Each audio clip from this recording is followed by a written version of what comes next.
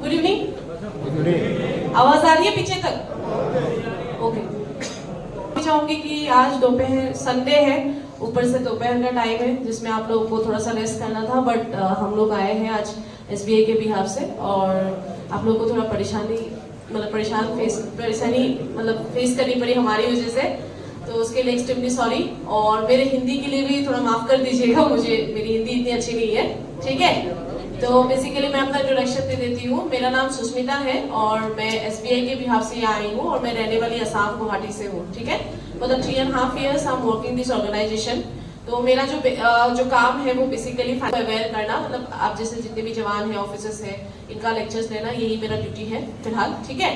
तो स्टार्ट करते हैं। तो स्टार्ट करने से पहले कोई मुझे एक सवाल का जवाब दे सकता है कि लोगों के साथ फ्रॉड क्यों होता है, फाइनेंशियल फ्रॉड क्यों होता है? Please sir. अनअवेयरनेस। ओके, और कोई? और कोई? ओके। तो बेसिकली क्या होता है कि हमें जब किसी के साथ फ्रॉड होता है या जब हम फ्रॉड के बारे में सुनते हैं तो टिपिकली हमारे दिमाग में यही चीज आता है कि भाई हमारे अंदर नॉलेज नहीं है या लोगों के अंदर लालच है, इसकी वजह से फ्रॉड हो गया है। तो ऐसा कुछ नहीं है। या अवेयरनेस की भी अगर मैं बात करूं तो हो सकता है हमारे जैसे लोग और भी आपके यहाँ पे आते होंगे, या आप लोगों के सबके हाथ में आजकल के टाइम पे स्मार्टफोन है ना। तो शाम को आप लोग 5 मिनट के लिए न्यूज भी देख सकते हैं, जो स्पेशली जो फ्रॉड्स हो रहा है उसके ऊपर, क्योंकि आजकल हर दूसरे तीसरे लोगों के साथ फाइनेंशियल फ्रॉड हो रहा है। इट्स अ कॉमन थिंग, है ना। पहले क्या होता था, आइडेंटिफिकेशन को लेके ज्यादातर फ्रॉड होता था, बट आजकल ज्यादातर फ्रॉड किसके ऊपर हो रहा है? फाइनेंशियल फ्रॉड, क्योंकि उसके बारे में लोग अवेयर हो गए, इग्नोर करने लगे। तो आजकल कॉमन क्या हो गया? Financial fraud, right. तो फाइनेंशियल फ्रॉड क्यों होता है लोगों के साथ? इसके वजह से नहीं कि लोगों के पास नॉलेज कम है या लालच है ना। अवेयरनेस भी कहीं ना कहीं मैं मानती हूँ कि आजकल के टाइम पे सबको सब कुछ पता है, राइट। क्योंकि हाथ में मोबाइल फोन है, रूम में टीवी होता है, या आपस में आप लोग रहते हैं। आप लोग के यहाँ तो और भी अच्छी बात है कि आप लोग सब यहाँ पे आसपास एक साथ रहते हो, तो जिसको जो भी नॉलेज होता है या जानकारी होता है वो एक दूसरे से शेयर करते हैं, राइट। तो बेसिकली फिर भी लोगों के साथ फ्रॉड हो रहा है, वो इसलिए हो रहा है क्योंकि हम अपने फाइनेंशियल स्टेटमेंट को या अकाउंट्स को लेके या जो भी चीजें हैं डॉक्यूमेंटेशन को लेके हम ज्यादा एक्टिव नहीं है ना। कुछ चीजें जो है हमें जानबूझ के हम लोग गलती करते हैं, तो वी आर वेरी इनएक्टिव। तो that is the main reason कि हमारे साथ आजकल के टाइम पे फाइनेंशियल फ्रॉड होता है, ठीक है। तो अगर आपके साथ कल को किसी भी तरह का फाइनेंशियल फ्रॉड हो जाता है तो एक ही स्टेप होता है, क्योंकि ज्यादातर जो फाइनेंशियल फ्रॉड होता है वो ओटीपी देने की वजह से होता है, या किसी भी अनऑथोराइज्ड लिंक पे अगर आप जाके क्लिक करते हैं उसके वजह से होता है, या तो आपने किसी भी अनजान वेबसाइट या अनऑथोराइज्ड एप्लीकेशंस वेबसाइट का मतलब समझते हैं, जैसे गूगल में आप गए और किसी भी वेबसाइट में आपने अपना केवाईसी डाला रिगार्डिंग लोन, है ना। क्योंकि ज्यादातर जो फ्रॉड जो होता है 99% लोन के वजह से भी होता है लोगों के साथ, ठीक है। तो इस तरह का वेबसाइट में आपने जाने अनजाने में अपना केवाईसी डाला, ओटीपी डाला, है ना, या आपके पास फोन कॉल आ गए, तो ये कुछ ऐसे कॉमन रीजन है जिसके वजह से फ्रॉड होता है, राइट। तो इन चीजों को आपको अवॉइड करना पड़ेगा। और अगर फिर भी अगर बाई चांस आपके साथ फ्रॉड होता है, फाइनेंशियल फ्रॉड होता है, तो आपको इस चीज का ध्यान रखना है कि जैसे ही बैंक से अगर चाहे वो 10 रुपए का ही क्यों ना हो या 1000 रुपए का ही क्यों ना हो, अगर किसी भी तरह का अनऑथोराइज्ड ट्रांजेक्शन आपके खाते से कट जाता है और आपको तुरंत वहां पे दिख जाता है, तो आपको कुछ स्टेप्स फॉलो करनी पड़ेगी। पहला, आपको आपका जो रजिस्टर्ड मोबाइल नंबर है उसको आप तुरंत ब्लॉक कर दीजिए, बंद कर दीजिए। दूसरा, आप किसी दूसरे के फोन का इस्तेमाल करके जो भी आपका बैंक खाता या बैंक खाते से रिलेटेड जो भी आपका क्रेडिट कार्ड या डेबिट कार्ड, मोस्टली आजकल के टाइम पे डेबिट कार्ड और क्रेडिट कार्ड सबके पास होता है सेम बैंक के, तो वो सारी चीजों को आपको ब्लॉक करनी पड़ेगी, बंद करनी पड़ेगी। फिर चौथा स्टेप आता है कि आप नियरेस्ट पुलिस स्टेशन में या साइबर फ्रॉड के डिपार्टमेंट में आप ऑनलाइन कंप्लेंट भी दर्ज कर सकते हो विदिन हाफ एन आवर। क्योंकि ये स्टेप जो 3-4 स्टेप के बारे में मैंने बताया, इट इज अ मैंडेटरी। बहुत लोगों को मैंने देखा कि आज फ्रॉड हुआ है, 24 घंटे के बाद वो पुलिस स्टेशन जा रहे हैं कंप्लेंट दर्ज करने के लिए, या 2 दिन के बाद वो पुलिस स्टेशन जा रहे हैं कंप्लेंट दर्ज करने के लिए, है ना। अपना तुरंत उन्होंने बैंक खाता बंद नहीं किया, अपना अकाउंट के रिलेटेड जो भी अपना कार्ड चला रहे हैं उनको बंद नहीं किया, तो क्या होगा आगे जाके कि जो अभी जो 5 मिनट पहले 10,000 रुपए कट गए हैं आपके खाते से, चोरी हुए हैं, हो सकता है 10 मिनट के बाद या 15 मिनट के बाद और ज्यादा पैसा आपके खाते से कट जाता है, मतलब चोरी हो सकती है। तो आपको पहले ही ये प्रिकॉशंस लेना पड़ेगा, ये 3-4 स्टेप के बारे में जो मैंने बताया उसको लेना पड़ेगा, उस स्टेप आपको लेना पड़ेगा ताकि और आपके साथ आगे फाइनेंशियल फ्रॉड ना हो। ठीक है, तो अगर वो तो चलो कि अगर हो जाता है तो ना होने के लिए हमें किस चीज का ध्यान रखना है, कुछ इंपॉर्टेंट पॉइंट्स हैं जो आपको ध्यान रखना है। पहला, आपके डॉक्यूमेंटेशंस को लेके, ठीक है, आधार कार्ड हो गया, पैन कार्ड हो गया, आपको सभी को पता है कि ये दोनों जो डॉक्यूमेंट्स हैं ये मोस्ट इंपॉर्टेंट डॉक्यूमेंट्स है, राइट। क्योंकि अगर मैं पैन कार्ड की बात करूं तो पैन कार्ड से दो चीज आपका बनता है, पैन कार्ड से आपके दो इंपॉर्टेंट चीज बनते हैं, वो है आपके एक क्या, इनकम टैक्स, एक आपका और कौन क्या बनता है, कोई बता सकता है? अकाउंट बैंक अकाउंट, आपका civil report. Without document, without pan card number आप किसी भी पर्सन का सिविल रिपोर्ट जनरेट नहीं होता है, ठीक है। आधार कार्ड से क्या बनता है, आधार कार्ड क्यों चाहिए होता है, एड्रेस प्रूफ, आधार कार्ड क्यों चाहिए होता है? बिना आधार कार्ड के आप किसी भी जगह इन्वेस्टमेंट नहीं कर सकते, account opening is not possible, loans नहीं ले सकते, क्रेडिट कार्ड नहीं ले सकते, मतलब मैं अगर मोटा मोटी बात चलूं तो आप किसी भी फाइनेंशियल इंस्ट्रूमेंट का लाभ नहीं उठा सकते, राइट, ठीक है। तो ये दोनों डॉक्यूमेंट्स आजकल के टाइम पे इंपॉर्टेंट डॉक्यूमेंट्स बन गया है, ठीक है।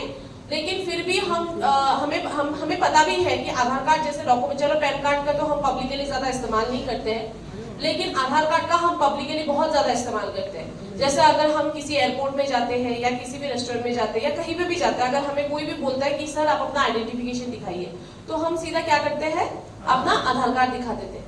अगर मान के चलिए हम किसी कहीं बाहर गए हैं घूमने के लिए, अपने फैमिली के साथ बाहर गए हैं, ठीक है, घूमने के लिए, तो होटल में चेकिंग कर रहे हैं तो क्या दे देते हैं, आधार कार्ड, जो कि नहीं देना चाहिए। अगर आप आधार कार्ड इस्तेमाल भी कर रहे हैं, क्योंकि आप लोग, आपके पास अगर दूसरा कोई भी किसी भी तरह का अगर आइडेंटिफिकेशन के लिए मान के चलिए पैन नहीं है, जैसे वोटर आईडी कार्ड नहीं है, ड्राइविंग लाइसेंस नहीं है, पासपोर्ट नहीं है, अगर आपके पास सिर्फ और सिर्फ आइडेंटिफिकेशन के लिए आधार कार्ड है तो आप मास आधार कार्ड का भी इस्तेमाल कर सकते हैं, ना। मास आधार कार्ड क्या होता है, कोई बता सकता है? मास आधार कार्ड क्या है, कोई बता सकता है? यस, जो आपके जो 12 डिजिट के जो नंबर होते हैं आधार कार्ड के, उसमें से सिर्फ 10 डिजिट आपका शो नहीं करेगा, सिर्फ लास्ट के 2 डिजिट शो करेंगे, जिसके वजह से फ्रॉड होने के चांसेस कम हो जाते हैं आधार कार्ड से, राइट। तो आप मास आधार कार्ड का इस्तेमाल कर सकते हैं अगर आपके पास अदर आइडेंटिफिकेशन नहीं है तो ये नॉट ओनली कि आपको ये नहीं कि ये तो डॉक्यूमेंट्स आपको ऐसा नहीं कि पब्लिकली यूज नहीं करना है, आपको किसी भी वेबसाइट में ये डॉक्यूमेंट्स डालने से पहले भी आपको चेक करना है।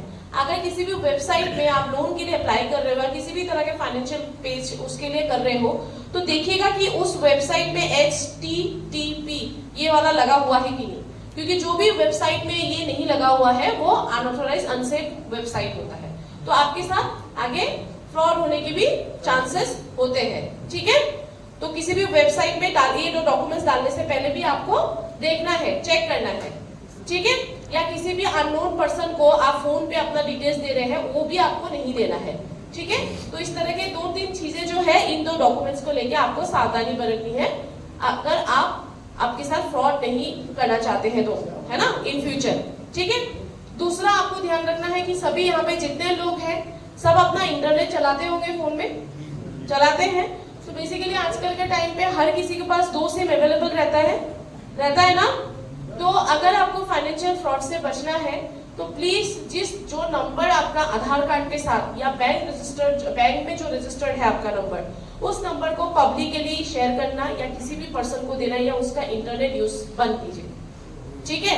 अगर मैं अपनी एग्जांपल दूं तो मैंने अपना आधार कार्ड नंबर और बैंक अकाउंट नंबर का जो रजिस्टर्ड मोबाइल नंबर है दोनों अलग अलग रखा है, और जो आधार कार्ड नंबर है वो मैं किसी को नहीं देती, इनफैक्ट वो मैं ऑफ करके रखती हूँ अनटिल अनलेस मुझे उसका किसी भी तरह का OTP चेंजेस के लिए या डॉक्यूमेंटेशन के लिए अगर यूज करना पड़े तभी मैं उसको ऑन करती हूँ, अदरवाइज वो मेरा बंद रहता है, ठीक है। It is mandatory. अगर आपको कल को किसी भी तरह का कॉल भी आता है, क्योंकि आजकल एक कॉमन फ्रॉड लोगों के साथ हो रहा है जिसमें आपको बैंक का नाम बोल के आपके पास कॉल आएगा और आपको ये बताया जाएगा कि सर आपका आधार कार्ड का रजिस्टर्ड मोबाइल नंबर और बैंक का रजिस्टर्ड मोबाइल नंबर दोनों अलग अलग है, ठीक है।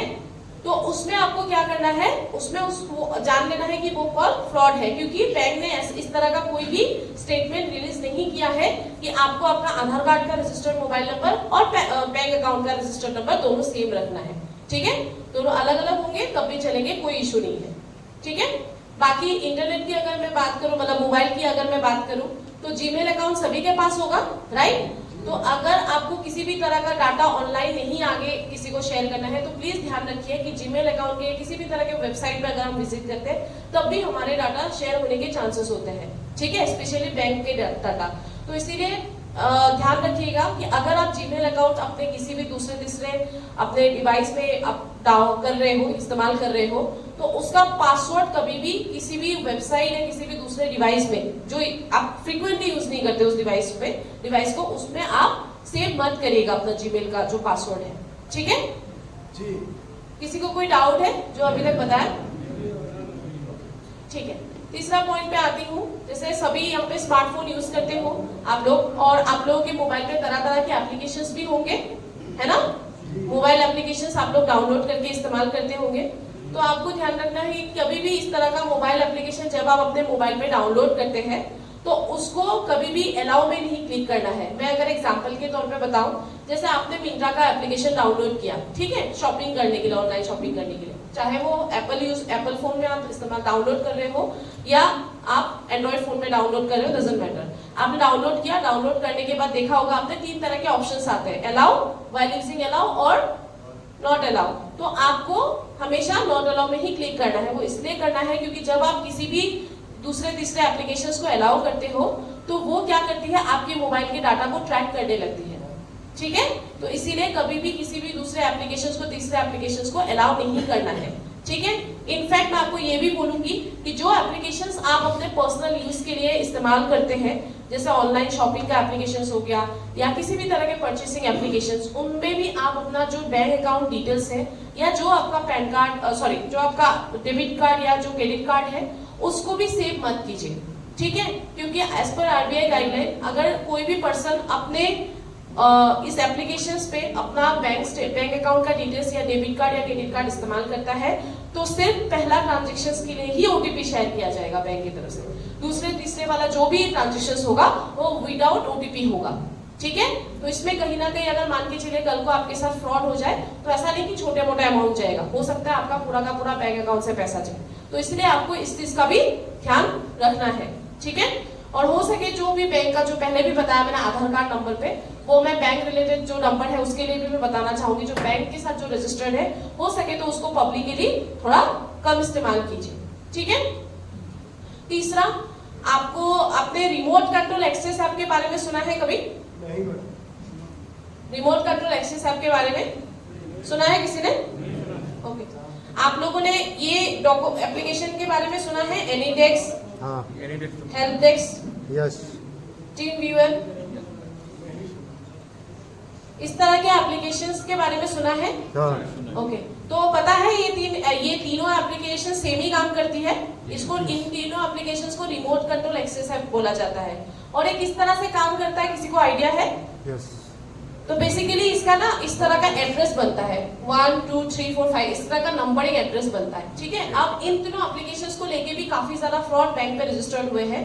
वो कैसे हुए हैं कि जैसे मान के चलिए, हो सकता है कि आपने आपके मोबाइल खाते में, मोबाइल में कभी भी किसी भी तरह का इश्यूज है, मतलब बैंक के एप्लीकेशंस पे किसी भी तरह का इश्यूज है, और आपने गूगल से नंबर निकाल के कस्टमर सपोर्ट को कॉल कर लिया, क्योंकि बहुत कम लोग होते हैं जो अपने बैंक का एप्लीकेशन इस्तेमाल करके वहां पे जो नंबर होता है रजिस्टर्ड मोबाइल नंबर, उसी का इस्तेमाल करते हैं फॉर कॉलिंग, मतलब कस्टमर सपोर्ट पे बात करने के लिए। ज्यादातर लोग क्या करते हैं, गूगल में जाते हैं, बैंक का नंबर नाम डालते हैं और कस्टमर सपोर्ट का नंबर आ जाता है और वहीं से नंबर निकाल के बैंक को कॉल करते हैं। तो मैं आपको बता दूं कि आजकल गूगल में जो पेजेस बनते हैं उसमें भी काफी फ्रॉड डिटेल्स अपलोड होने लगे हैं, चाहे वो कस्टमर सपोर्ट का गलत नंबर हो, चाहे वो रजिस्टर्ड मेल आईडी हो, चाहे आपका फेक एप्लीकेशन, लोन एप्लीकेशन हो, जिसके वजह से लोग फाइनेंशियल फ्रॉड के शिकार हो रहे हैं। तो बेसिकली अगर आपको कल को कभी किसी भी तरह का कस्टमर सपोर्ट पे कॉल भी करना है, तो जो आपका बैंक का एप्लीकेशन आप इस्तेमाल करते हो, जिस भी बैंक का, अगर मान लीजिए एसबीआई में आपका प्रॉब्लम है तो ऑब्वियसली यूनो आपके मोबाइल, सबके मोबाइल पे सेव होगा, राइट। या तो अगर HDFC आप बैंक में अगर खाता है तो HDFC का तो खुद का एप्लीकेशन है, तो वहां पे आपका एप्लीकेशन में नंबर होगा, रजिस्टर्ड नंबर, राइट। तो आपको उसी नंबर का इस्तेमाल करना है, गूगल पे नंबर नहीं, गूगल से नंबर नहीं इस्तेमाल करना है, क्योंकि हो सकता है कि गूगल से नंबर इस्तेमाल करने की वजह से आपके साथ ये 3 एप्लीकेशंस के थ्रू फ्रॉड हुए, क्योंकि ये तीनों एप्लीकेशन सेम काम करते हैं। और वो कैसे होंगे कि मान के चलिए आपने कॉल कर दिया और वो कॉल जो नंबर था कस्टमर सपोर्ट का नंबर वो किसी फ्रॉड का निकला, ठीक है। अब हुआ क्या कि वो आपको किसी भी तरह का OTP वगैरह नहीं मांगेंगे, वो क्या करेंगे, ठीक है सर मैं ठीक कर देता हूँ करके आपको एक लिंक भेजेंगे, और जैसे आप लिंक पे क्लिक करोगे ये एप्लीकेशन खुल जाएगा और वहां पे वो एक्सेप्ट रिक्वेस्ट भेजेगा और आप एक्सेप्ट भी करोगे, और जो एड्रेस यहाँ पे शो करेगा पेज में आप वो दे दोगे, और जैसे ही आप वो दे दोगे उनके पास एक्सेस चला जाएगा, ठीक है। तो उस सिनारियो में वो आपके खाते से छोटी मोटी चोरियां नहीं, वो पूरा का पूरा बैंक अकाउंट खाली कर सकता है आपके योनो को या जो भी बैंक एप्लीकेशन है उसको इस्तेमाल करके, या ऑनलाइन जो भी आप एप्लीकेशन चलाते हैं, ठीक है। तो अगर कल को ऐसा भी कभी दिन ऐसा कोई सिनारियो हो जाए आपके साथ कि गलती से आपने अनजाने में इस तरह के एप्लीकेशंस को डाउनलोड करके किसी को एक्सेस दे दिया है ना, और वो सामने वाला किसी भी तरह का स्कैमर्स निकला, तो आपको एक चीज और ध्यान रखना है कि उस सिनारियो में आपको आपका मोबाइल नंबर ऑफ नहीं करना है, ठीक है। अगर आप मोबाइल को ऑफ कर दोगे तो ऐसा नहीं है कि उनके पास एक्सेस बंद हो जाएगा ऑटोमेटिकली, ऐसा कुछ नहीं है। जब तक आप इस एप्लीकेशंस को अपने मोबाइल या अपने डिवाइस से डिलीट नहीं करोगे तब तक सामने वाले के पास एक्सेस रहेगा, ठीक है। तो पहला आपको स्टेप यही लेना है कि आपको आपका ये डिवाइस जो एप्लीकेशन आपने डाउनलोड किया है उसको डिलीट करना है, ठीक है। और नॉट ओनली बैंक एप्लीकेशंस के इशू में हो सकता है आपको सामने से भी कॉल आए बैंक के कस्टमर रिप्रेजेंटेटिव बन के, और फिर आपको वो तरह तरह का पर्सनल लोन का ऑफर या मान के चलिए रिवर्ट पॉइंट का ऑफर, मतलब ज्यादातर रिवर्ट पॉइंट का भी आजकल हो गया है कि जो भी पर्सन एक टाइम पीरियड तक अकाउंट को चलाता है तो उनको कुछ रिवर्ट मिलते हैं जिसको कस्टमर कैश में कन्वर्ट कर सकता है, और ज्यादातर ये रिवर्ट पॉइंट क्रेडिट कार्ड के वजह से मिलता है, नॉट डेबिट कार्ड या अकाउंट। लेकिन प्राइवेट बैंक आजकल अकाउंट के ऊपर भी रिवर्ट पॉइंट देने लगी है कस्टमर्स को। तो बेसिकली हो सकता है कि आपको रिवर्ट पॉइंट के नाम पे सामने से ही कॉल आ जाए किसी का, है ना, और वो ये क्योंकि ज्यादातर लोगों को नहीं पता होता है कि रिवर्ट पॉइंट को कैश में कैसे कन्वर्ट किया जाता है, ठीक है। बहुत लोगों को 99 लोगों को नहीं पता होता है, पर्सन लोगों को, तो वो उस तरह के लालच दिखा के भी आपके साथ इस तरह के एप्लीकेशंस के थ्रू फ्रॉड कर सकते हैं। तो आपको मोटा मोटी अगर मैं एक पॉइंट पे बताने जाऊं तो ये है कि कभी भी किसी भी अननोन कॉल पे अगर आपको इस तरह के एप्लीकेशंस का इस्तेमाल करने के लिए बोला जाता है, या सामने से भी अगर कोई पर्सन आके आपको बोलता है जिसको आप नहीं जानते कि आप इस एप्लीकेशंस का इस्तेमाल करो, है ना, क्योंकि बहुत लोगों को नहीं पता कि इसको डिलीट भी करना होता है, तो वो बाद में भी हो सकता है आपके साथ फ्रॉड करे आपके जाने के बाद। तो आपको किसी भी हाल में जिस पर्सन को आप नहीं जानते या जिसका भी अगर ऐसे भी अननोन कॉल आता है तो आपको ये एप्लीकेशंस अपने मोबाइल पे डाउनलोड नहीं करना है, ठीक है। बाकी अगर मैं मोबाइल की ही बात करूं तो हमेशा अपने मोबाइल का पासवर्ड वगैरह जो है वो आपको स्ट्रॉन्ग रखना है और आपको टाइम टू टाइम अपडेट भी करना है, ठीक है। और ऐसा भी नहीं कि आपको मोबाइल का अगर आप लैपटॉप में भी अगर चला रहे हैं तो सेम चीज आपको वहां पे भी करना है, ठीक है। आपको अपडेट करके अपना रखना है। किसी को कोई डाउट है इसमें?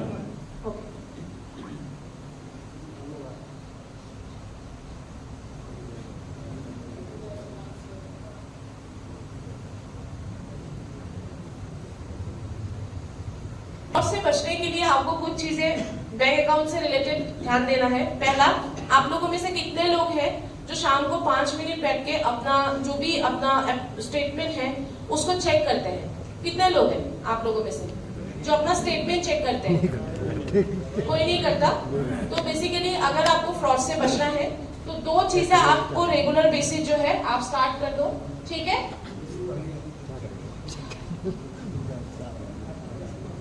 एक है आपका सिविल रिपोर्ट। सिविल रिपोर्ट को क्यों मैं देखने के लिए बोल रही हूँ मैं बाद में बताऊंगी जब इसके बारे में आपको डिस्क्राइब करूंगी। दूसरा आपका स्टेटमेंट,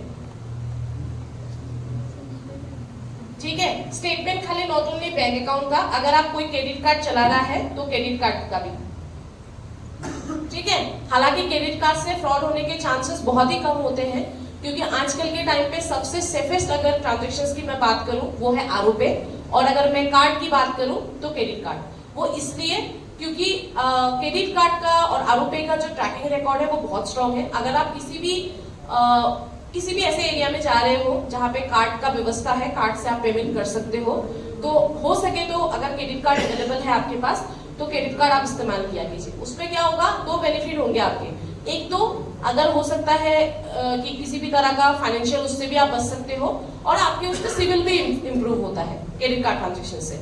ठीक है, तो मैं इसलिए बोल रही हूँ क्योंकि क्रेडिट कार्ड का जो ट्रांजेक्शन जब आप करते हैं किसी भी चीज का, जैसे अगर मैं डेबिट कार्ड की भी बात करूँ तो अगर कहीं भी आप जाते हो, अगर डेबिट कार्ड से आप पेमेंट करते हो तो उसको अप्रूव होने के लिए मिनिमम 1 से 2 सेकंड का टाइम लगता है। 1 से 2 सेकंड के अंदर डेबिट कार्ड के ट्रांजेक्शंस अप्रूव हो जाते हैं। या जो भी आप ऑनलाइन भी जो पेमेंट करते हैं ना, पेटीएम हो गया, गूगल पे इस्तेमाल करके जो आप पेमेंट करते हैं, वो भी उसका ट्रांजेक्शंस का टाइम सिर्फ और 1 सेकंड 2 सेकंड का है।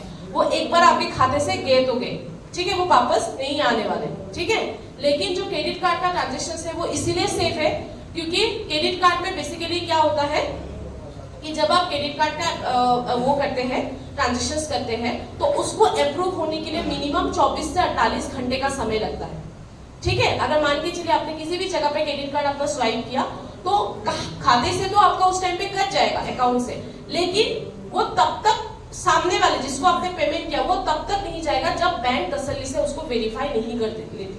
अगर बैंक को थोड़ा सा भी सस्पिशियस लगता है उसमें तो वो ट्रांजेक्शन उसी टाइम वो कैंसिल करके आपके खाते में दोबारा वो पैसे क्रेडिट करवा देगी। तो इसीलिए आप ये भी अगर आप लोगों ने नोटिस किया, आई डोंट नो, बहुत सारी जगहों पे आजकल के टाइम पे क्रेडिट कार्ड लेने से थोड़ा इतराते हैं, बोलते कि नहीं हम लोग नहीं लेते या ज्यादा पैसा इसका करता है। तो ऐसा कुछ नहीं है, सेम पैसा डेबिट कार्ड में भी लगता है, क्रेडिट कार्ड में भी लगता है, लेकिन लोग इसी वजह से नहीं करते क्योंकि बहुत सारे लोगों को फिर बाद में वो क्रेडिट कार्ड का ट्रांजेक्शन का पैसा नहीं मिलता क्योंकि वो बैंक रिजेक्ट कर देती है अगर उनको थोड़ा सस्पिशियस लगे तो। ठीक है, तो इसीलिए आपको अगर फ्रॉड से बचना है तो दोनों चीजें आपको क्या करनी पड़ेगी, ट्रैक करना पड़ेगा। आपका स्टेटमेंट का जो भी डेबिट कार्ड से या अकाउंट से रिलेटेड जो भी स्टेटमेंट है और क्रेडिट कार्ड का ट्रांजेक्शन भी आपको ट्रैक करना चाहिए।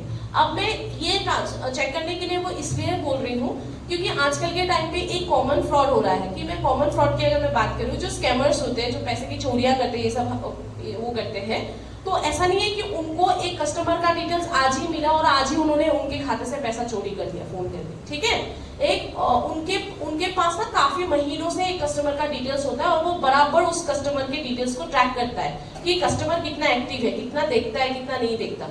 ठीक है, तो ऐसे करते करते वो क्या करते हैं कि छोटे छोटे अमाउंट की वो चोरी करता है। ठीक है, जैसे 100 रुपए का, 50 रुपए का, इस तरह से चोरी करके वो देखता है कि कस्टमर कितना एक्टिव है। ठीक है, और इस तरह के कंप्लेंट्स भी बैंक में रजिस्टर्ड हुए हैं। तो होता क्या है कि जो छोटे अमाउंट होते हैं, है ना, 50 रुपए, 100 रुपए, उसके ऊपर कोई ध्यान नहीं जाता। अगर 100 रुपए की जगह 1000 रुपए अगर किसी के खाते से कट जाए या मान के चलिए मिल भी जाता है तो हम थोड़े एक्टिव हो जाते कि भाई ये पैसा कहाँ से गया, कहाँ क्यों गया है या कहाँ से आया है, राइट। लेकिन 50-100 रुपए का ट्रांजेक्शन इतना कोई ध्यान नहीं देता।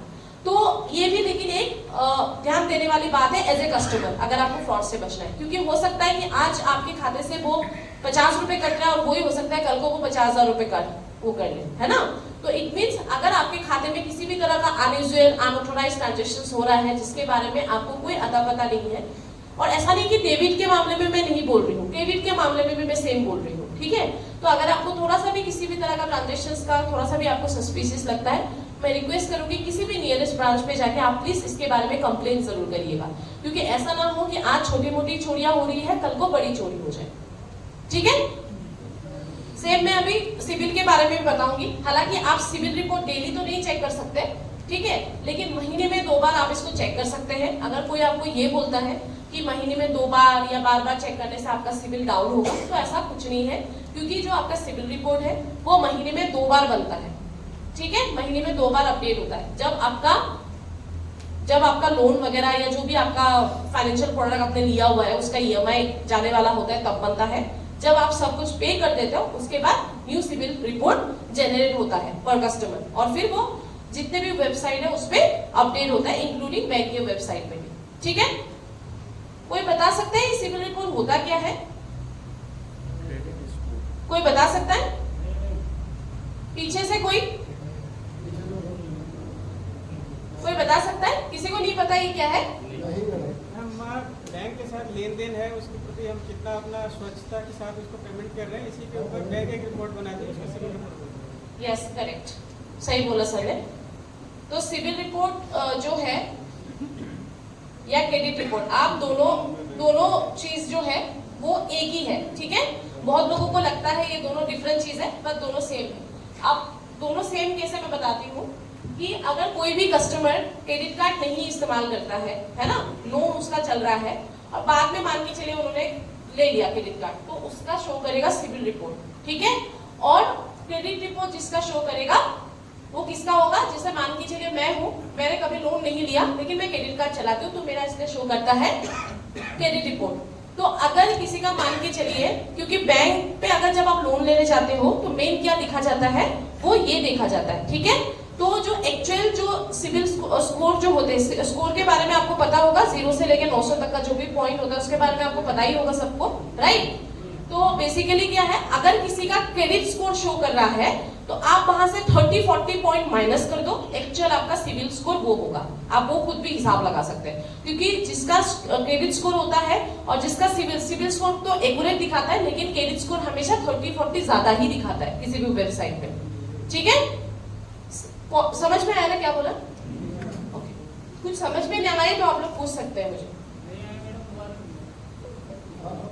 सर ठीक है, तो बेसिकली ये बोलने का मेरा ये है कि सिबिल स्कोर और सिबिल रिपोर्ट और क्रेडिट रिपोर्ट दोनों सेम चीज है, बनता ये आपके फाइनेंशियल प्रोडक्ट से ही है।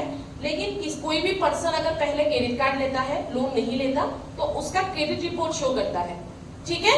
और अगर किसी भी पर्सन का क्रेडिट कार्ड नहीं उन्होंने चलाया है, अपने पैन कार्ड नंबर के अगेंस्ट पहला उन्होंने इंक्वायरी या फाइनेंशियल जो प्रोडक्ट है वो लिया, उन्होंने लोन है, तो उनका शो करेगा सिविल रिपोर्ट, ठीक है। किसी भी वेबसाइट में अगर आप जाते हो तो इस तरह से आपका डिफरेंशिएशन दिखता है।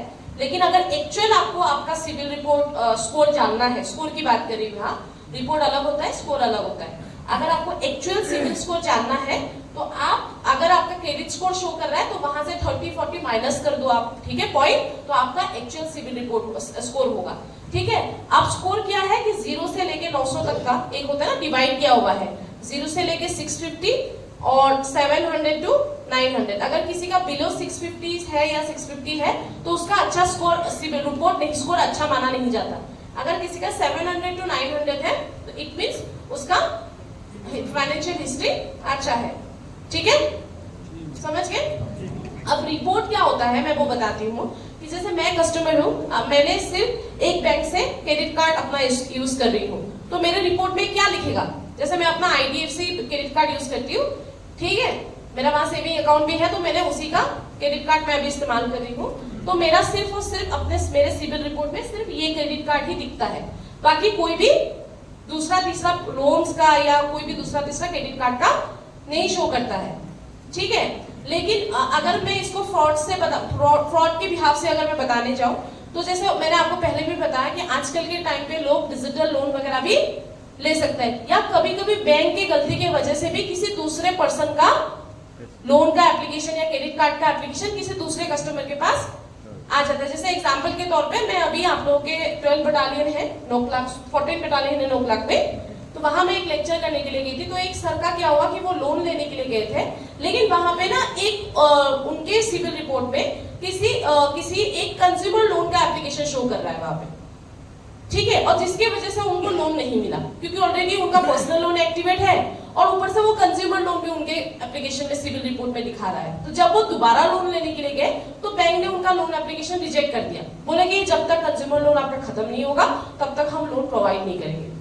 समझ रहे हैं? तो हो सकता है उन्हें जाने अनजाने में किसी को अपना पैन कार्ड आधार कार्ड दे दिया था और उसके बदले, क्योंकि कंज्यूमर लोन वगैरह लेना बहुत इजी है, उसमें सिर्फ और सिर्फ पैन कार्ड और आधार कार्ड चाहिए, बस एड्रेस प्रूफ के लिए, और कुछ चाहिए नहीं होता उसमें, ठीक है। तो उनका 25,000 का वहां शो कर रहा है। अब जब तक वो कंज्यूमर लोन उनके सिविल से हटेगा नहीं रिपोर्ट से, तब तक वो किसी भी तरह का पर्सनल लोन दोबारा नहीं ले सकते, ठीक है। तो रिपोर्ट में एग्जैक्टली क्या होता है कि जिस भी तरह का फाइनेंशियल प्रोडक्ट आपने लिया हुआ है वो सब शो करता है। किसी ने अगर SBI से 1 लोन या 2 लोन लिया है तो उसके बारे में वो शो करेगा वहां पे। अगर इसके अलावा भी, अगर मान के चलिए मैं IDFC का क्रेडिट कार्ड इस्तेमाल करती हूँ, क्रेडिट कार्ड के अलावा मेरे अगर एप्लीकेशन रिपोर्ट में अगर SBI का लोन अगर मुझे शो करे तो मुझे क्या करना पड़ेगा, इसको तुरंत हटाने के लिए क्या करना पड़ेगा? नियरेस्ट बैंक, हाँ, क्या करना पड़ेगा? नियरेस्ट बैंक पे जाना। हाँ, करेक्ट, एक तरह से करेक्ट। लेकिन मैं आपको जानकारी के लिए बता दूं, जो ये रिपोर्ट होता है ना वो बैंक नहीं बनाती है, ठीक है। ये आपका जनरेट होता है पैन कार्ड और रजिस्टर्ड मोबाइल नंबर से, ठीक है। और ये कंपनी बनाती है, ये कंपनी इक्विफिक्स एक्सपीरियन। कभी किसी ने अपना सिविल रिपोर्ट चेक किया है? नहीं किया है ना। जब आप करोगे ना तो आपको एक कंपनी का नाम दिखाई देगा वहां पर, ठीक है। तो ये कंपनी जो है बेसिकली आरबीआई के अंदर आती है, ठीक है तो प्राइवेट कंपनी, लेकिन ये क्या करती है, जितने भी हमारे इंडिया में फाइनेंशियल जो भी कस्टमर है जिन्होंने लोन क्रेडिट कार्ड लिया है उनका कैलकुलेशन करना और जितने भी पोर्टल है उन सब पोर्टल में ये अपडेट करना, ठीक है। तो कभी भी अगर आपको सस्पिशियस लगता है तो आपको बैंक नहीं जाना है, या तो आप बैंक पे जा सकते हो ये पूछने के लिए कि सर मेरा जो सिविल रिपोर्ट है वो कौन सी कंपनी बना रही है, ठीक है। क्योंकि हर बैंक का सेम कंपनी के साथ टाई अप नहीं होता, हो सकता है इस एसबीआई का इक्विफिक्स के साथ हो, क्योंकि ये चेंज होता रहता है, तो आप वो पूछने के लिए जा जरूर सकते हैं। लेकिन मैं आपको बता दूं कि जो ये रिपोर्ट होता है वो सिर्फ और सिर्फ ये कंपनी ही चेंज कर सकती है, ठीक है। अब इसका नंबरिंग कैसा होता है मैं ये भी बता देती हूँ। जैसे +1 +2 +3 करके ये बढ़ता है और -10 -20 -30 करके ये गिरता है, ठीक है। तो मेरा बोलने का यही मतलब है कि अगर आप किसी भी तरह का लोन लिया है और लोन लेने के बाद जो आप ईएमआई टाइम टू टाइम पे करते हैं ना, तो उसका नंबरिंग ऐसे बढ़ता है हर महीने, ठीक है। और जब आप किसी भी तरह का लैप्स करते हो ईएमआई, ठीक है, देने में, तो ये आपका गिरता है ऐसे -10 -20 -30। जब आप किसी भी तरह का, ये भी जानकारी दे देती हूँ कि बहुत लोग एक गलती करते हैं कि जब वो किसी भी तरह का लोन लेते हैं और लोन लेने के बाद 6 महीने भी नहीं होते उनको दोबारा लोन की नीड पड़ती है, तो वो किसी भी दूसरे तीसरे पर्सन को बोलते हैं या बैंक पे जाके खुद अप्लाई करते हैं या तो किसी भी वेबसाइट पे जाके वो लोन की अप्लाई करते हैं। मैंने बहुत लोगों को देखा है। तो मैं आपको बता दूं कि प्लीज 6 महीने से पहले कभी भी लोन के लिए अप्लाई मत कीजिएगा, क्योंकि जब आप एक ही सिम पैन कार्ड नंबर से आप अगर दोबारा 6 महीने के पहले ही आप अपना लोन के लिए अप्लाई करते हो तो वो कोई भी बैंक हो वो रिजेक्ट कर देगा एज पर आरबीआई गाइडलाइन। और अगर आप ये सोचते हो कि नहीं चलो एसबीआई से मुझे नहीं मिला, मैं एचडीएफसी से ले लेता हूँ या आईसीआईसी से ले लेता हूँ, ठीक है, तो वो एचडीएफसी आईसीआईसी से भी आपका एप्लीकेशन रिजेक्ट ही करेगी, क्योंकि जो बैंक पे डिपार्टमेंट होता है, credit department, I don't know आप लोगों ने सुना होगा कि नहीं, वही लोग मेन होते हैं कि जो कस्टमर्स होते हैं उनके लोन एप्लीकेशंस को अप्रूव करने के लिए। अब जब आप किसी भी ऑलरेडी एक बैंक से आपका ऑलरेडी रिजेक्शन होता है, आपके पैन कार्ड नंबर के अगेंस्ट वो शो करता है, तो इसीलिए वो बिना देखे आपकी बाकी दूसरी वेरीफाई करता ही नहीं है, दूसरा तीसरा वो रिजेक्शन देके दोबारा वो रिजेक्ट कर देती है वहां पे, ठीक है। तो उसमें जो गिरता है वो -30 करके गिरता है। तो आप खुद ही देख सकते हो कि आपका बढ़ता कितना स्लो है और ये गिरता कितना जल्दी है ना। तो इसीलिए आपको थोड़ा सा इसमें ध्यान देना है, ठीक है। किसी को कोई डाउट है इसमें? ओके, ठीक है। तो मैं आपको 1-2 मेल आईडी और एक नंबर में लिख देती हूँ, ठीक है। कल को अगर आपको किसी भी तरह का प्रॉब्लम हो आपकी स्पेशली सिविल रिपोर्ट में, आप प्लीज बैंक पे मत जाइएगा, बैंक आपकी कोई मदद नहीं करेगा। इन नंबर्स पे आपको कॉल करना है और मेल आईडी पे आपको कंप्लेंट दर्ज करना है। आप प्लीज फोटो खींच लीजिएगा इसमें।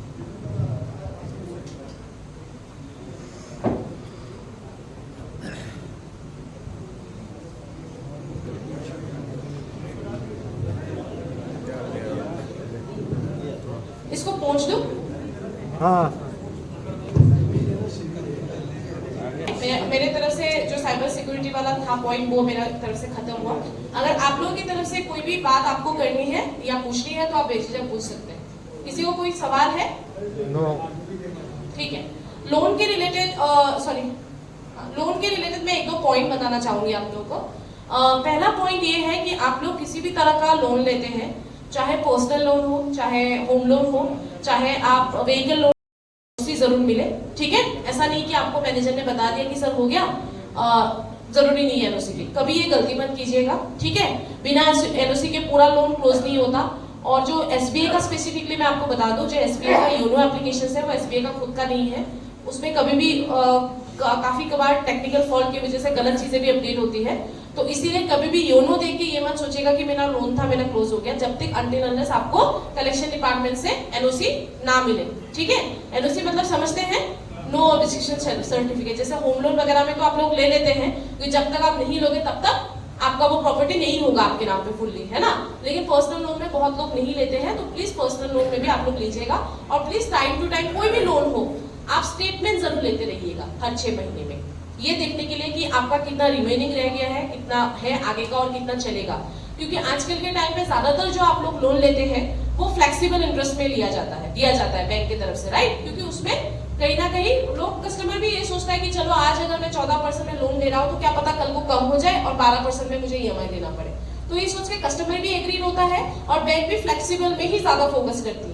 तो इसीलिए आपका कोई भी लोन हो ज्यादातर आजकल फ्लेक्सिबल में जाता है। लेकिन आज तक तो मैंने ऐसा देखा नहीं है कि कम हो, ज्यादातर मैंने बढ़े हुए देखे हैं। और स्पेशली अगर पर्सनल होम लोन में अगर 1-2% भी बढ़ जाता है तो कस्टमर का कहीं ना कहीं बहुत ज्यादा नुकसान हो जाता है, राइट। तो इस सिनेरियो में आपको स्टेटमेंट जरूर देखना है, क्योंकि ज्यादातर बैंक क्या करती है, जब आपका इंटरेस्ट RBI की तरफ से बढ़ जाता है, क्योंकि यहाँ पे जितने भी लोग हैं सब आप लोग फौजी हो तो इतना आप लोग नहीं नोटिस करते हो या ध्यान नहीं देते हो। तो जब इंटरेस्ट बढ़ता है तो आप लोग को ये चीजें पता नहीं होती। तो बैंक क्या करता है कि आपका EMI को नहीं वो छेड़खानी करते EMI के साथ, क्योंकि EMI को कोई भी चेंजेस करेगा EMI के ऊपर तो कस्टमर को पता चल जाएगा। तो उसमें वो क्या करता है, टेनियर बढ़ा देते हैं, जो कि कस्टमर की नुकसान होता है कस्टमर का ले देंगे। तो इसीलिए आपको ये देखना है कि स्टेटमेंट जरूर आपको हर 6 महीने में लेना है मैनेजर से कि कितना रिमेनिंग रह गया है, कितना इंटरेस्ट अभी भी जा रहा है उस लोन के ऊपर, ठीक है। किसी को कोई सवाल है इसमें? और एक दो गाइडलाइन और मैं बता देती हूँ एज पर RBI। कभी भी अगर आपको ट्रांजेक्शन रिलेटेड कोई भी इश्यूज होता है ना, ठीक है, तो 3 to 4 वर्किंग डेज का ही समय रहता है। और अगर क्रेडिट कार्ड रिलेटेड आपका क्लोजिंग का कोई इश्यूज है तो 4 to 5 वर्किंग डेज का ही समय रहता है, ठीक है। मैं इसलिए बोल रही हूँ क्योंकि बहुत लोगों के आजकल क्या हो गया कि इंटरनेट, सभी लोग अपना ऑनलाइन ट्रांजेक्शन करते हैं, आप लोग पेटीएम वगैरह इस्तेमाल करते हैं। तो कभी कभी इन एप्लीकेशंस के वेब उसमें अच्छे से काम नहीं करता, टेक्निकल सर्वर खराब रहता है। तो जब भी आप किसी भी तरह का ट्रांजेक्शन करते हो तो जिसको आप ट्रांजेक्शन कर रहे हो उसके खाते में वो नहीं पहुंच पाता पैसा, वो वहीं पे पैसा अटक जाता है, ठीक है। और आपके खाते से भी वो करता है तो आपके खाते से वो शो नहीं करता, विजिबल नहीं होता। तो इस सिनारियो में बहुत लोग क्या करते हैं, कस्टमर सपोर्ट को कॉल करते हैं या किसी भी जानने वाले पर्सन को कॉल करते हैं, फिर वो वहां से बोलते थे ठीक है सर 24 घंटे में आपके खाते में पैसा आ जाएगा। लेकिन ऐसा नहीं है, उसको आने के लिए मिनिमम 3 to 4 वर्किंग डेज का टाइम लगता है। अगर 3 to 4 वर्किंग डेज के बाद भी अगर आप लोग के खाते में पैसा नहीं आता है तो आप RBI में कंप्लेन दर्ज कर सकते हो, जिसमें बैंक पर डे का 100 रुपए का पेनल्टी देगी, ठीक है। और सेम क्रेडिट कार्ड में भी, अगर आपने क्रेडिट कार्ड लिया हुआ है और अगर आपको क्रेडिट कार्ड बंद करना है तो प्लीज किसी भी जिस सेल्स पर्सन से लिया था उसको मत बोलिएगा फोन करके कि मेरा क्रेडिट कार्ड बंद कर दो। आप प्लीज ऑफिशियल रिक्वेस्ट डालिएगा बैंक के वेबसाइट में या बैंक के ईमेल में भी लिख के बता सकते हो, या कस्टमर सपोर्ट पे कॉल करके भी आप उनको बता सकते हो, ऑफिशियल रिक्वेस्ट डाल सकते हैं। अगर उस सिनेरियो में बैंक अगर आपका क्रेडिट कार्ड नहीं बंद करके देती है तो 4 to 5 वर्किंग डेज का समय लेती है। अगर इसके बाद भी अगर कंप्लेंट रिक्वेस्ट डालने के बाद भी अगर नहीं देती तो पर डे का पेनल्टी देना पड़ता है एज पर RBI गाइडलाइन, ठीक है। आप इसको कंप्लेंट दर्ज कर सकते हैं।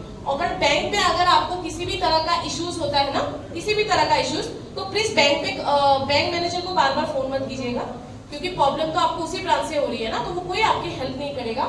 आपको कंप्लेंट कहाँ दर्ज करना है, वो है www.rbi.org.in या आप 1800114000 पे फोन करके भी कंप्लेंट दर्ज कर सकते हैं, या RBI का फोन नंबर है, ठीक है। किसी को नोट डाउन करना है तो मैं दोबारा बता देती हूँ। मैम लिख दीजिए उसको।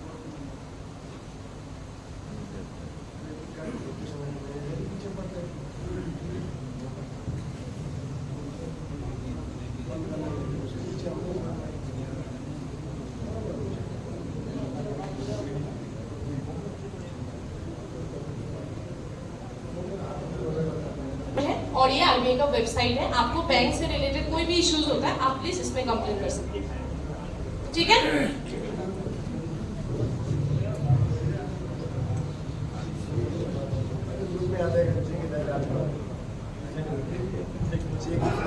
ओके, तो मैं आप लोगों के सैलरी बेनिफिट के बारे में बताती हूँ अब, ठीक है। सभी को पता है कि आप लोगों का सैलरी अकाउंट का जो बेनिफिट है वो DSP है, सभी को पता है। सर इतना भी जोर से जी नहीं बोलना होता। पहला बेनिफिट जीरो बैलेंस का तो सबको पता है, तो मैं मोड में बताती हूँ मोड का क्या रहता है। मोड में बहुत सारे लोगों को ये कंफ्यूजन रहता है कि भाई मैं अगर एवरेज मेंटेन बैलेंस ना भी करूं, मैनेज ना भी करूं मेंटेन, तो मेरा इंटरेस्ट वगैरह आएगा। तो ऐसा कुछ नहीं है। आपको अगर एसबीआई में आपका सैलरी खाता है तो आपको मिनिमम 25,000 का बैलेंस आपको हर महीने एक मेंटेन करना पड़ेगा, तब जाके आपको साल में 5 to 6% का एक इंटरेस्ट मिलेगा। और मोड में पैसा एक्टिवेट रखने का ये भी एक फायदा है कि आपके जो पैसे होते हैं वो फ्रॉड से बच जाते हैं। ठीक है, मोड से पैसे का ट्रांजेक्शन सिर्फ और सिर्फ कस्टमर कर पाता है जब तक उसके मेन बैलेंस में जीरो नहीं दिखता। ठीक है, अदरवाइज अगर पैसा रहता है मेन बैलेंस में तब तक तो मोड से वो हटता भी नहीं है वैसे। ठीक है, तो ये दो प्रॉफिट होता है मोड का, लेकिन मिनिमम 25,000 होने से ही आपका एक्टिवेट रहेगा और वो मेंटेन होगा। और मोड एक्टिवेट करने के लिए अगर आप नियरेस्ट ब्रांच पे जाते हो तो आप गलती करते हो, क्योंकि नियरेस्ट ब्रांच वाला आपका कोई हेल्प नहीं कर पाएगा। आपका जो मोड वाला जो ऑप्शन है वो सिर्फ और सिर्फ आपके होम ब्रांच पे ही एक्टिवेट हो सकता है। ठीक है, दूसरा आती हूं मैं ओडी। ओडी बता सकता है क्या है?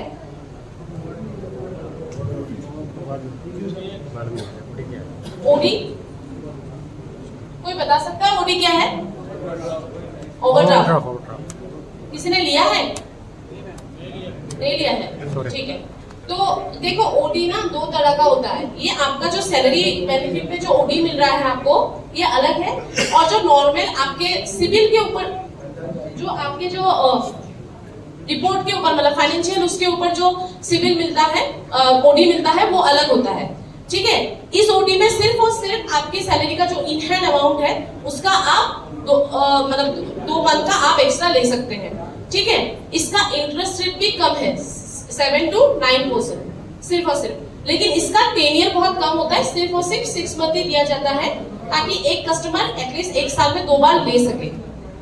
ठीक है, सिर्फ और सिर्फ आप 2 बार ले सकते हैं एक साल में। और 6 महीने का सिर्फ और सिर्फ टेन्योर रहेगा। 6 महीने के अंदर आपको चुकाना पड़ता है सारे के सारे पैसे। ठीक है, तो आप इसको एक्टिवेट कर सकते हैं। इसको एक्टिवेट करने के लिए भी आपको क्या करना पड़ेगा, आपके होम ब्रांच में ही जाना पड़ेगा, उनको बताना पड़ेगा कि मेरा डीएसपी खाता है, तभी वो आपको ये एक्टिवेट करके देंगे। ठीक है, और आपका मेन बैलेंस में 0 होना पड़ेगा, तभी ये एक्टिवेट होगा। अगर आपको कोई भी वहां पे अगर ये बोला जा रहा है कि नहीं आपको बार बार डॉक्यूमेंटेशन देना पड़ेगा, बार बार अप्लाई करना पड़ेगा, तो ऐसा कुछ नहीं है। क्योंकि जैसे ही एक बार आपने सैलरी बेनिफिट पे ओडी एक बार एक्टिवेट कर लेते हो तो बार बार उसको एक्टिवेट करने की कोई जरूरत नहीं पड़ती। ठीक है, अब मैं इस ओडी के बारे में थोड़ा बता देती हूँ कि बहुत सारे लोग मतलब जाने अनजाने में उनको लगता है कि वो सैलरी वाला ओडी ले रहे हैं, उनको लगता है कि ये सैलरी वाला ओडी ले रहे हैं, लेकिन बैंक उनको ये वाला ओडी दे देते हैं। ठीक है, जिसका इंटरेस्ट होता है 15 to 18%। ठीक है, जिनका इंटरेस्ट पर्सनल लोन से भी ज्यादा होता है। लेकिन हाँ, इसके डिसएडवांटेज जो है वो सिर्फ यही है कि इसका इंटरेस्ट ज्यादा होता है। इसके बिहाफ से बहुत एडवांटेजेस भी होते हैं इसके। पहला, ये 0 डॉक्यूमेंटेशन में होता है, आपको किसी भी तरह का डॉक्यूमेंटेशन नहीं करना पड़ता है। दूसरा, आपको बैंक पे जाके बार बार क्लोजिंग के लिए या जो भी के लिए वो नहीं करना पड़ता है, बोलना नहीं पड़ता है। आपने अगर आज दिया पैसा तो कल भी आप तुरंत पैसा जमा करके अपने ओडी अकाउंट में पैसा जमा करके इसको ब्लॉक बंद कर सकते हो 0 इंटरेस्ट में। ठीक है, क्योंकि 1 महीने का फ्री वो रहता है। 1 महीने के बाद जब 30 डेज का ईएमआई सर्कल कंप्लीट हो जाता है तभी इंटरेस्ट जुड़ता है। अदरवाइज 30 डेज बिफोर 30 डेज अगर आप कर रहे हो क्लोजिंग पूरा का पूरा अमाउंट, तो उसमें किसी भी तरह का इंटरेस्ट नहीं लगता है। ठीक है, किसी को समझ आया? ओके। जैसे अदर लोन में क्या होता है, लॉकिंग पीरियड होता है, 6 महीने के पहले आप क्लोज नहीं कर सकते, इसको आज लो कल बंद कर सकते हैं। ठीक है, और इसमें आपको टेन्योर भी अच्छा खासा मिलता है। अच्छा खासा मतलब अगर आपका मान के चलिए 2 लाख 2.5 लाख का अगर आपको ओडी का फैसिलिटी मिल रहा है, ओडी अमाउंट का as a pre approve loan आप बोल सकते हो काइंड ऑफ, तो आपको करीबन 48 मंथ्स का आपको टेन्योर मिलेगा वहां पे। ठीक है, तो इस तरह का वो रहता है। तो ये भी आपके खाते में होता है, लेकिन वो डिपेंड करता है कि आप अपने खाते को किस तरह से मेंटेन कर रहे हो, या आप कितने कैसे किस तरह के कस्टमर है। मतलब बहुत कस्टमर्स होते हैं जैसे काफी लोन लेके टाइम से वो जमा करते हैं, तो उन्हीं कस्टमर्स को ये ऑफर दिया जाता है, इसको pre approve kind of loan. ठीक है,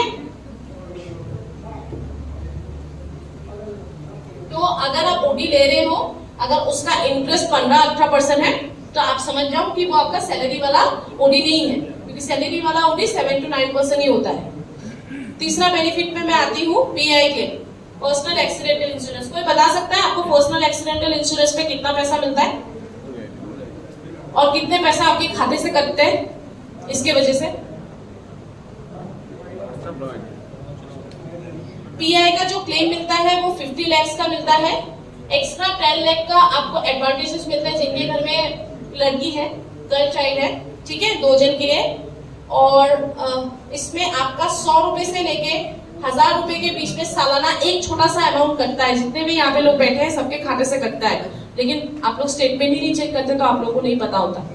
अभी के टाइम पे ओरिएंटल इंश्योरेंस के साथ एसबीआई का टाइप है, मतलब आज के टाइम पे, आज से मतलब इस साल से मैं अगर बात करूं 2024 से लेकिन 2024 के एंड तक अगर किसी भी जवान शहीद होते हैं या उनकी डिसेबिलिटी की वजह से उनके पास जॉब नहीं रहती है तो वो जो पैसे आप जमा कर रहे हो, जो पैसे आपको मिलेंगे वो ओरिएंटल इंश्योरेंस कंपनी से मिलेंगे थ्रू एसबीआई, ठीक है।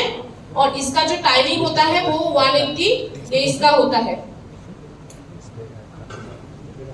मैं प्रॉपर बता देती हूँ, पीआई क्लेम बोल दिया, पर्सनल एक्सीडेंटल इंश्योरेंस, ठीक है, 50 लाख और प्लस 10 लाख का एडिशनल बेनिफिट, मतलब टोटल जिसके घर में बिटिया है उनका एडिशनल जो बेनिफिट बन रहा है 10 लाख का, मतलब टोटल 60, लड़का है तो सिर्फ 50 का। और ओरिएंटल इंश्योरेंस के साथ टाइप है और ये 100 रुपए से लेकर 1000 रुपए के बीच में पैसा जा रहा है। अब मैं इसका कंडीशंस बताती हूँ कि किस कंडीशंस में मिलता है, ठीक है। बहुत लोगों को नहीं पता होता, बहुत लोगों को ये लगता है कि हमें ये क्लेम नहीं मिलता। तो ये क्लेम जो है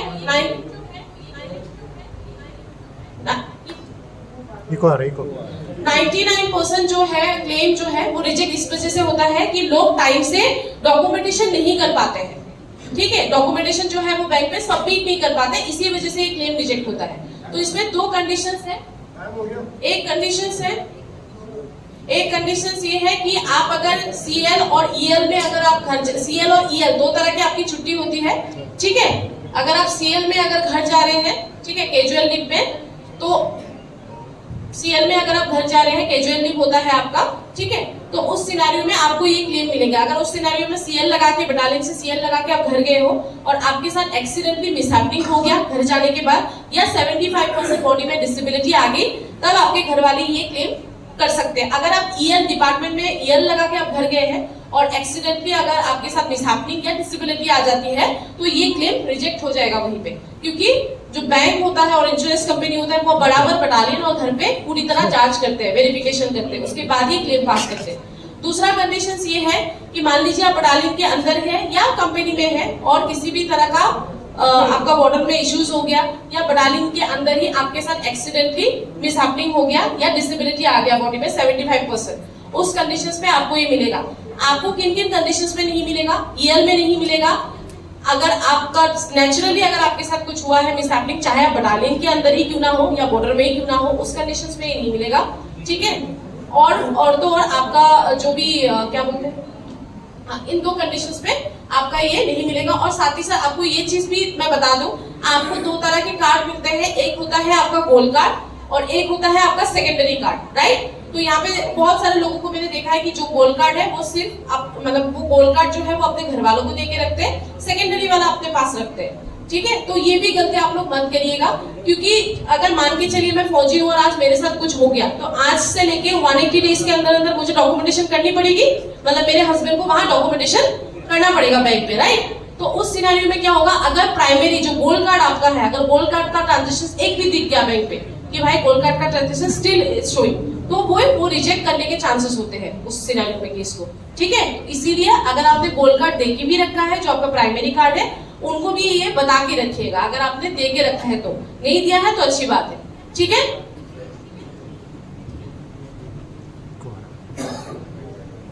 इसमें मैं डॉक्यूमेंट्स लिख देती हूँ क्या क्या है। फ्रॉम 31 फ्रॉम 16 क्लेम फ्रॉम रहेगा जो आपको बैंक से मिल जाएगा। फिर उसके बाद आपका अगर जवान नहीं रहे तो पोस्टमार्टम रिपोर्ट चाहिए होगा और एफआईआर, और अगर डिसेबिलिटी आ जाती है तो पोस्टमार्टम हट जाएगा, एफआईआर फिर भी चाहिए होगा और उसमें डॉक्टर सर्टिफिकेट इंक्लूड हो जाएगा, ठीक है। चाहो तो आप इसका फोटो भी खींच सकते हैं, ठीक है। ये सारे डॉक्यूमेंट चाहिए होगा, विदाउट ये दिस डॉक्यूमेंट्स पॉसिबल नहीं है। और 180 डेज के अंदर, जिस दिन हादसा होगा उसके नेक्स्ट 180 डेज के अंदर आपको ये देना है, ठीक है। कोई डाउट है उसमें? ओके। और ये जो गोल्ड कार्ड आपका है, गोल्ड कार्ड जो है आपका, गोल्ड कार्ड सिर्फ और सिर्फ आपको योनो से नहीं आपको अप्लाई करना है। आप कभी भी अगर आपका गोल्ड कार्ड या सेकेंडरी कार्ड अगर जब आपका क्या बोलते हैं एक्सपायर हो जाता है तो प्लीज बैंक पे विजिट करके ही गोल्ड कार्ड लीजिएगा, ठीक है। बैंक पे विजिट करके वो अप्लाई करके ही आप गोल्ड कार्ड लीजिएगा, ठीक है। किसी को कोई डाउट है? पीछे बैठे लोगों को सुनाई दिया? अब आती हूँ मैं एआई क्लेम पे। एआई क्लेम को सबको पता है कि 1 CR का मिलता है आप लोगों को। तो ये जो मिलता है 1 CR का, वो कैसे मिलता है कि जो बैंक बटालियन की तरफ से जो आपको 3 एप्लीकेशंस के बारे में बताया गया होगा, उन 3 एप्लीकेशंस से ही आपको आपका फ्लाइट का टिकट परचेस करना है थ्रू योर बैंक अकाउंट, ठीक है। तो उसमें क्या होगा, उस सिनेरियो में अगर आपके साथ किसी भी तरह का मिसहैपनिंग हो जाता है तो बैंक 1 CR का आपको क्लेम प्रोवाइड करेगी और इसका कोई पैसा नहीं कटता है, ठीक है।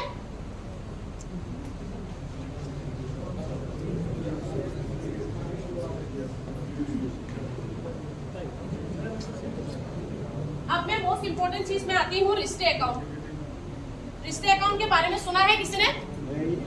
जैसे एज ए फौजी अगर आपके साथ मिसहैपनिंग हो जाता है तो आप अगर आप नहीं भी रहते है ना, तो आपके घर वालों को क्लेम्स मिलते हैं, राइट। लेकिन जब आप अपने फैमिली को लेके चलते हो या मान के चलो आपकी फैमिली घर पे भी अगर है, तो जो फैसिलिटीज आपको मिल रही है एज ए अकाउंट होल्डर, रिस्टे अकाउंट होल्डर, तो वो फैसिलिटीज आपके फैमिली को नहीं मिल पाती, राइट। तो इसमें क्या कर सकते हो आप, रिस्टे अकाउंट एक्टिवेट कर सकते हो। इसको कहीं जाने की जरूरत नहीं है, जो आपका होम ब्रांच है वहां जाइएगा, वहां बोलिएगा कि मेरा DSP अकाउंट है खाता, मुझे रिस्टे अकाउंट एक्टिवेट करना है, ठीक है। तो उसमें क्या होगा, उसमें क्या है 4 मेंबर को आप इंक्लूड कर सकते हैं, इंक्लूडिंग योर चाइल्ड। लेकिन ध्यान रखिएगा जो बच्चे होंगे उनका एज 18 साल के ऊपर होना पड़ेगा, ठीक है। माइनर होंगे तो नहीं होगा, लेकिन उनके बदले आप अपने भाई बहन, माता पिता, वाइफ सबको आप कर सकते हैं, ठीक है। तो पर पर्सन वो लोग 20 लाख से कवर हो जाएंगे और अदर जो फैसिलिटीज आपको मिलती है थोड़ा बहुत वो भी उनको मिलेंगे, ठीक है। तो उनका 0 बैलेंस का उनको खाता मिल जाएगा। इसको प्लीज आपके जॉइंट अकाउंट से कंपेयर मत कीजिएगा। जॉइंट अकाउंट आपके वाइफ के साथ या माता पिता के साथ इसीलिए रखा गया है कि कल को किसी भी फौजी के साथ अगर मिसहैपनिंग हो जाता है तो बाद में पैसे निकलने के लिए दिक्कत होता है।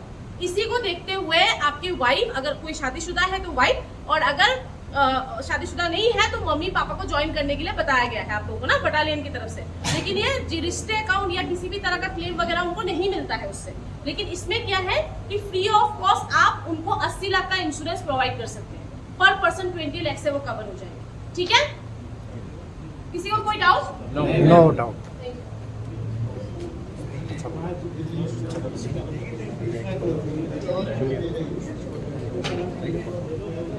अभी मैं स्मार्ट चैम्प के बारे में बताऊंगी जो आपके चाइल्ड एजुकेशन के बेनिफिट पे है। स्मार्ट चैम्प के बारे में सुना है? सुना है। स्मार्ट चैम्प के बारे में सुना है? ये आपके सैलरी बेनिफिट पे है, जिसमें बैंक WOP का बेनिफिट आपको प्रोवाइड कर रही है और लोन का प्रोवाइड कर रही है बेनिफिट आपके चाइल्ड एजुकेशन के लिए। इसके ऊपर मेरे साथ मिस्टर पुष्पेंद्र जी है, वो 10 मिनट आपको थोड़ा सा बताएंगे। स्मार्ट चैम्प समय नहीं है, बस एक प्लान बता देंगे जल्दी से। स्मार्ट चैम्प जो है बच्चों के लिए होता है, जैसे 12th तक आप सबको CA मिलता है ना सर। CA के बाद कुछ मिलता है सर? हाँ।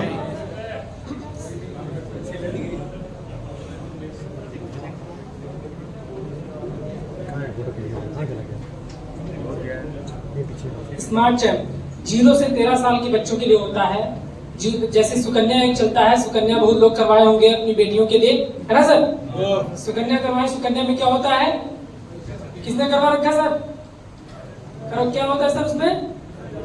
18 साल तक पैसा डिपॉजिट करना होता है ना उस सर। वक्त में 15 साल तक पैसा जमा होता है, 21 साल पे पैसा मिलता है, 21 साल पहले पैसा नहीं मिलता है। 8% गारंटेड 8% इस समय मिल रहा है, गारंटी उसकी कोई नहीं होती है ना सर।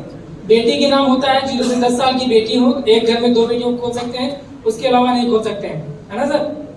लेकिन उसी को इम्प्रूव करते हुए SBI की तरफ से SBI स्मार्ट चैम्प बनाया गया है, जो 0 से 13 साल के बच्चों के लिए होता है। 0 से 13 साल के बच्चों के लिए ये बेटी और बेटा दोनों के लिए होता है। सुकन्या जो था सिर्फ बेटियों के लिए था, बेटी बेटा दोनों के लिए होता है। और उसी तरह गारंटेड उसमें गारंटी नहीं है, इसमें गारंटी 8% इंटरेस्ट के साथ जुड़ता है। और जैसे कि एग्जांपल एक ले लेते हैं 0 साल के बच्चे का, मान लीजिए 0 साल का बच्चा कराते हैं, इसका प्रीमियम जमा करना होता है मंथली 1000 मिनिमम है, मैक्सिमम 23,000 होता है मंथली जमा करना होता है। एक एवरेज अमाउंट ले लेते हैं 6000 का, मान लीजिए 0 साल का बच्चा है हमारा और हम उसे उसकी प्रीमियम जमा कर रहे हैं तो उसके 18 साल तक जमा करने पड़ेंगे, बच्चे के 18 साल तक जमा करनी पड़ेंगी। अगर 10 साल का बच्चा है तो 8 साल ही जमा करना पड़ेगा, 0 साल का बच्चा है तो 18 साल जमा करना पड़ेगा। ये 6000 के हिसाब से अगर हम जमा कर रहे हैं तो ईयरली हो जाएगा 72,000 हो जाएगा, है ना सर। और 0 साल का बच्चा है तो पूरे 18 इयर्स के टेन्योर में जमा हो जाएगा 12,96,000 रुपए। पूरा 18 साल में हम जमा करेंगे 12,96,000 रुपए। जैसे ही बच्चा 18 का होगा, 18, 19, 20, 21 ये पे आउट मिलता है। 6000 के अमाउंट पे 18 पे मिलेगा 5,80,000, 19 पे मिलेगा 5,80,000, 20 पे मिलेगा 5,80,000, 21 पे मिलेगा 7,30,000। इस तरह मिलता है 4 साल में डिवाइड करके, क्योंकि एजुकेशन प्लान बनाया गया सीए के बाद कि अगर ग्रेजुएशन करता है तो 4 इयर्स का होता है, 3 इयर्स का होता है, तो कंटिन्यूस पैसा मिल सके, अलग से लोन लेने की जरूरत ना पड़े। तो ये इसलिए 4 भागों में डिवाइड कर दिया जाता है। अगर किसी को जरूरत है पूरा पैसा इकट्ठा लेने की तो इन 4 सालों में किसी भी एक साल ले सकता है पूरा पैसा। टोटल पैसा मिलता है आपको 25 लाख, 25 लाख का अमाउंट मिलता है 12,96,000 रुपया जमा करने पर। और 18 साल, 19 साल, 20 साल, 21 साल, इन 4 साल में डिवाइड होता है। किसी को जरूरत है 18 पे पूरा लेने की, 18 पे ले सकता है। किसी को जरूरत है 19 पे लेने की, 19 पे ले सकता है। और नहीं जरूरत है इन 3 साल लेने की तो पूरा अमाउंट 21 पर भी ले सकता है। अगर 21 पर अमाउंट पूरा लिया जाता है तो ये 25 से बढ़कर 26 हो जाता है। 3 साल का इंटरेस्ट प्लस बोनस लगता है, एनिवर्सरी बोनस, वो मिलता है। इसके ये तो हो गया बेनिफिट इसमें। ऐसा सुकन्या में है सर? ऐसा आपने करवाया? नहीं है ऐसा। ये गारंटेड प्लान और डायरेक्ट और ये आपके नाम पे खुलता है। सबसे बड़ी बात, आपके नाम पे खुलता है, आप इसके मालिक होते हैं। जरूरी नहीं बेटा, अगर बेटी के नाम से आपने सुकन्या करवाया 18 साल के बाद, जरूरी नहीं वो आपको पैसा दे दे, जरूरी है वो पैसा खुद भी निकाल सकती है, कहीं खर्च कर सकती है। लेकिन इसमें पैसा आपके अकाउंट में आएगा, आप बेटी में लगाए, बेटा में लगाए, घर में लगाए, चाहे लगाए, कहीं भी लगा सकते हैं आप। इसके साथ ही एडिशनल WOP का बेनिफिट दिया गया है जो मैंने बताया था। WOP क्या होता है सर? हमने अगर आज करा दिया, आज मैंने ये खाता ओपन करवा दिया, कल को कुछ हो जाता है, इंश्योरेंस भिजवा है, कल को कुछ होता है तो वेवियर ऑफ प्रीमियम है, सारी प्रीमियम माफ हो जाती है। अगर 6000 हम जमा कर रहे हैं तो पूरे 18 साल तक जमा करनी पड़ेगी। अगर अगले महीने मुझे कुछ होता है तो पूरे अगली सारी किस्तें माफ हो जाती हैं। SBI जमा करती है अपनी तरफ से। सुकन्या में जमा करेगा कोई? ना रहने पे कोई नहीं जमा करेगा, लेकिन SBI पूरी जमा करती है। SBI 18 साल तक प्लस सम एश्योर्ड बोनस दिया, family care sum assured bonus मिलता है नॉमिनी को 15 दिन के अंदर। इस अमाउंट पर 0 साल के बच्चे पर 13 लाख रुपए सम एश्योर्ड अमाउंट तुरंत मिल जाता है 15 दिन के अंदर। डॉक्यूमेंटेशन होने के बाद 15 दिन के टाइम होता है, उस 13 लाख रुपए और मिल जाएगा यहाँ पे सम एश्योर्ड। इसे फैमिली केयर कहा जाता है। हमारे यहाँ रहने पर परिवार का खर्चा चलाए और फिर प्रीमियम भी माफ हो जाती है, जिससे बच्चे की पढ़ाई या फिर जो भी भविष्य हो बाधित ना हो। जो 25 लाख मिलने वाला है वो भी मिलेगा। इसके साथ ही 80C लगा हुआ है, जो आप टैक्स पे कर रहे हैं उसमें भी रिबेट हो जाती है। 1010D लगा हुआ है, आप बहुत जगह इन्वेस्ट कर रहे होंगे, म्यूचुअल फंड, SIP सब कहीं लगाते हैं। TDS कटता है, PLI भी करते हैं आप, TDS कटता है, सब कटता है ना सर। लेकिन इसमें 1010D लगा हुआ है तो कोई भी TDS नहीं कटेगा। मतलब किसी भी प्रकार से 1 रुपया टैक्स सरकार को नहीं देना है, चाहे आप पैसा जो बचा रहे हैं चाहे जो मिलने वाला है, किसी भी प्रकार का 1 भी रुपया सरकार को नहीं देना है। कैसा सर प्लान है? 0 से 13 साल के बेटी बेटा कोई भी हो सब करवा सकते हैं और कई लोग करवा सकते हैं। जरूरी नहीं जैसे सुकन्या में 2 ही बेटियों करवा सकते हैं घर में, इसमें 2, 3, 4 बच्चे जितने भी हो सबका करवा सकते हैं। और कोई भी अमाउंट ले सकते हैं, 1000 से 23,000 तक है तो 2, 3, 4, 5,000 कोई भी अमाउंट से हम करवा सकते हैं इस अमाउंट। उसी हिसाब से हमारी मैच्योरिटी जो होगी वो वैरी होगी। ठीक है सर? ठीक है। टाइम हो, एक और प्लान बता दें, 1-2 मिनट का। ठीक है, एक प्लान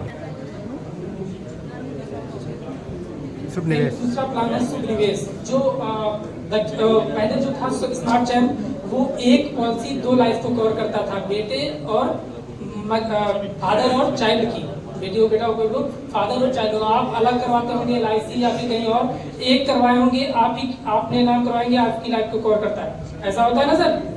लेकिन इसमें एक प्लान दो लाइफ को कवर करता है, उसी को आगे बढ़ाता शुभ निवेश प्लान का नाम है।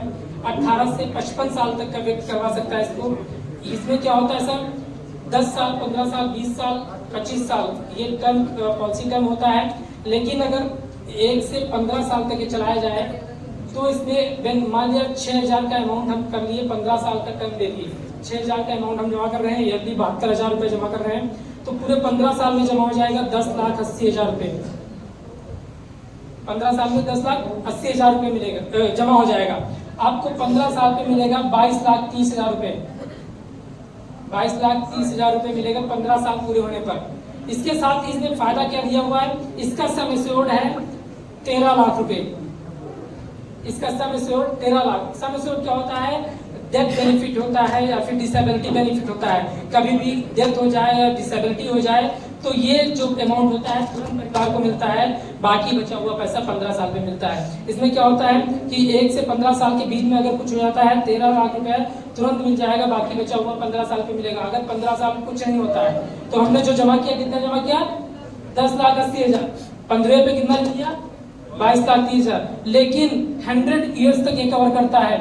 अगले 100 ईयर्स तक, 15 साल में आपने इतना अमाउंट ले लिया, इसके बाद 1 भी रुपया नहीं देना और 13 लाख का जो अमाउंट है पूरे लाइफ टाइम कवर रखता है। 99 ईयर्स तक कुछ भी हो जाए पैसा भी नहीं देना। बहुत लोग होता है कि 99 ईयर्स तक कौन जीने वाला है, लेकिन जिए चाहे ना जिए 99 ईयर्स तक हमारा कवर रहता है। उस बीच कभी भी कुछ हो जाए, चाहे नेचुरल चाहे एक्सीडेंटल, ये अमाउंट मिलता ही मिलता है परिवार को। अगर कुछ नहीं होता है 100 ईयर्स तक मान लिया हम जीवित होते हैं, जिंदा होते तो 100 बर्थडे पर 13 लाख अमाउंट हमारे अकाउंट में आ जाएगा, वही भी पॉलिसी